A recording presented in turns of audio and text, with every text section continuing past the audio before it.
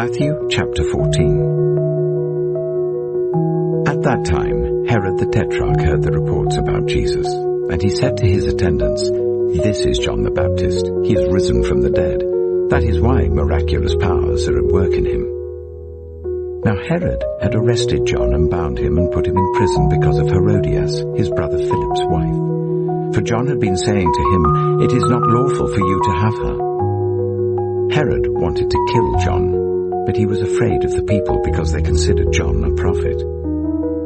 On Herod's birthday, the daughter of Herodias danced for the guests and pleased Herod so much that he promised with an oath to give her whatever she asked. Prompted by her mother, she said, "Give me here on a dish the head of John the Baptist." The king was distressed, but because of his oaths and his dinner guests, he ordered that her request be granted and had John beheaded in the prison. His head was brought in on a dish and given to the girl, who carried it to her mother. John's disciples came and took his body and buried it. Then they went and told Jesus. When Jesus heard what had happened, he withdrew by boat privately to a solitary place. Hearing of this, the crowds followed him on foot from the towns. When Jesus landed and saw a large crowd, he had compassion on them and healed those who were ill. As evening approached, the disciples came to him and said, "This is a remote place and it's already getting late. Send the crowds away so that they can go to the villages and buy themselves some food." Jesus replied, "They do not need to go away. You give them something to eat." "We have here only 5 loaves of bread and 2 fish, they answered. "Bring them here to me," he said. And he told the people to sit down on the grass.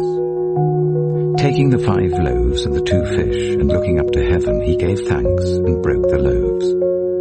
Then he gave them to the disciples, and the disciples gave them to the people. They all ate and were satisfied. And the disciples picked up 12 basketfuls of broken pieces that were left over. The number of those who ate was about 5,000 men, besides women and children. Immediately, Jesus made the disciples get into the boat and go on ahead of him to the other side, while he dismissed the crowd. After he had dismissed them, he went up on a mountainside by himself to pray. Later that night, he was there alone, and the boat was already a considerable distance from land, buffeted by the waves because the wind was against it.